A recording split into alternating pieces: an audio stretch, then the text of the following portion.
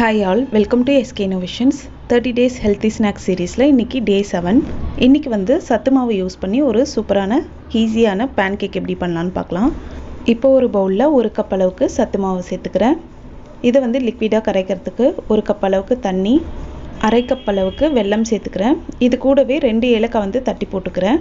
இப்போ இந்த வெல்லம் நல்லா கரைஞ்சி வர வரைக்கும் வெயிட் பண்ணலாம்.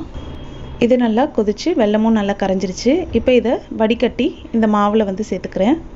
நீங்கள் வெல்லத்துக்கு பதிலாக கருப்பட்டியோ இல்லாட்டி நாட்டு சர்க்கரையை கூட பயன்படுத்திக்கலாம். இது கூடவே நீங்கள் முட்டை இல்லாட்டி வாழைப்பழம் கூட ஆட் பண்ணுறதா தான் ஆட் பண்ணிக்கலாம். அப்படி செய்யும்போது இன்னுமே நல்லா ஃப்ளஃபியாக வரும். நான் இன்றைக்கி சிம்பிளாக செஞ்சு காட்டுறேன். அடுத்து இது நல்லா கட்டிகள் இல்லாமல் கரைச்சிட்ட பிறகு 1 டீஸ்பூன் அளவுக்கு ரவை வந்து சேர்த்துக்கிறேன். ரவை சேர்க்கும்போது பேனில் ஒட்டாமல் வரும் நமக்கு. இப்போ ஒரு பேனில் லைட்டாக வந்து நெய் அப்ளை பண்ணிக்கிறேன். நெய்க்கு பதிலாக நீங்கள் பட்டர், எண்ணெய் கூட சேர்த்துக்கலாம்.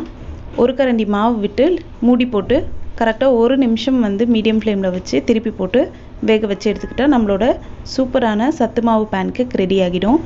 இந்த மாதிரி ஹெல்த்தி ஸ்நாக்ஸ் நீங்கள் தொடர்ந்து பார்க்கணுன்னா நம்ம சேனலை மறக்காமல் சப்ஸ்கிரைப் பண்ணிக்கோங்க. தேங்க்யூ ஃபார் வாட்சிங்.